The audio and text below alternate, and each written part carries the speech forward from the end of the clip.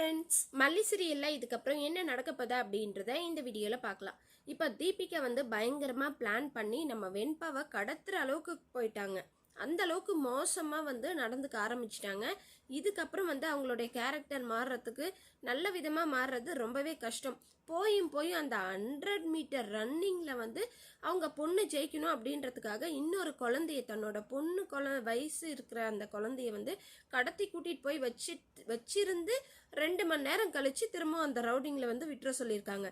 இந்த அளவுக்கு மோசமாக நடந்துக்கிறாங்க அப்படின்னா இவங்க கிட்ட கேர்ஃபுல்லாக தான் இருக்கணும். சரிங்க, இப்போ வந்து பார்த்தீங்கன்னா வெண்பா அந்த ரவுடிங்க கிட்ட இருந்து தப்பிச்சு ஓடி வந்துட்டு இருக்காங்க. அவங்களுக்கு கொடுத்த மயக்கம் வந்து மயக்க மருந்து வந்து தெளிஞ்சிடுச்சு. காரில் படுத்துட்டு இருக்கும் போதே கண்ணு முழிச்சு பார்க்குறாங்க. ரவுடிங்க தான் கடத்தி கூட்டிகிட்டு வந்திருக்காங்க. அதை பார்த்து நைஸாக கார்லேருந்து தப்பிச்சு எஸ்கேப் ஆகுறாங்க. அந்த ரவுடிங்க பார்த்துட்டு அந்த குழந்தைய தப்பிச்சு ஓடுறாடானதும் பின்னாடியே துரத்திட்டு வராங்க. நம்ம வெண்பாவும் ஓடி வந்துட்டு இருக்காங்க. அந்த வாட்ச் வந்து பார்த்தீங்கன்னா அந்த கார்லேயே தான் இருக்குது. ஸோ இன்னொரு பக்கம் வந்து பார்த்தீங்கன்னா போலீஸ்கிட்ட நம்ம தீபன் கால் பண்ணி கேட்டுட்ருக்கிறாரு. நம்ம மல்லி வந்து அழுதுகிட்டே நம்ம போலீஸ்கிட்ட கேட்குறாங்க, என் பொண்ணை பார்த்தீங்களா, கண்டுபிடிச்சிட்டிங்களா அப்படின்னு சொல்லிட்டு. போலீஸ் வந்து இல்லை, உங்கள் பொண்ணு இங்கே இல்லை மேடம் அப்படின்னு சொல்லிட்டு சொல்கிறாங்க. உடனே இன்னும் கதறி எழுறாங்க.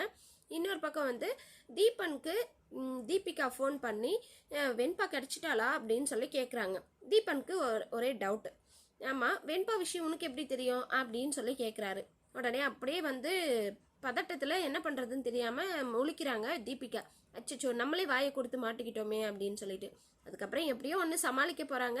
என்னதான் சமாளித்தாலும் தீபனுக்கு டவுட் வரதான் போகுது. இது எல்லாமே தீபிகா பண்ணியிருப்பாளோ அப்படின்ற டவுட்டு கண்டிப்பாக மல்லிக்குமே வந்து இப்போ குழந்தைய காணோம் அப்படின்ற அந்த பதட்டத்திலே இருக்கிறதுனால தீபிகா மேலே சந்தேகம் வரலை.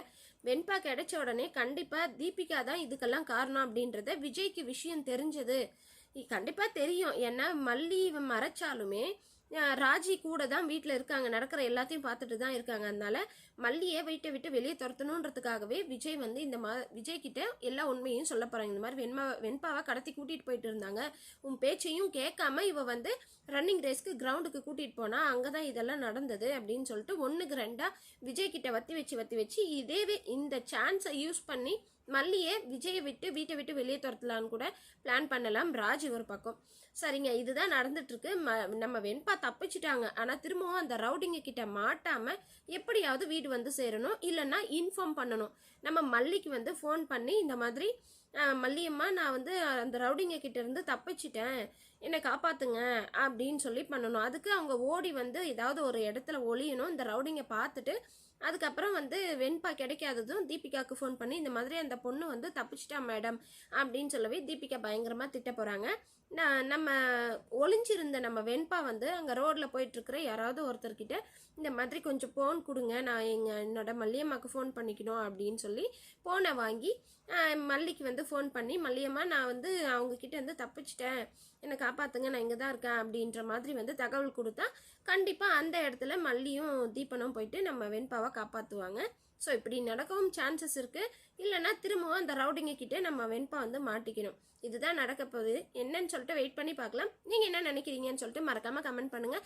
இந்த வீடியோ உங்களுக்கு பிடிச்சிருந்தா லைக் பண்ணுங்கள், ஷேர் பண்ணுங்கள், சப்ஸ்கிரைப் பண்ணிக்கோங்க. ஓகே ஃப்ரெண்ட்ஸ், பாய்.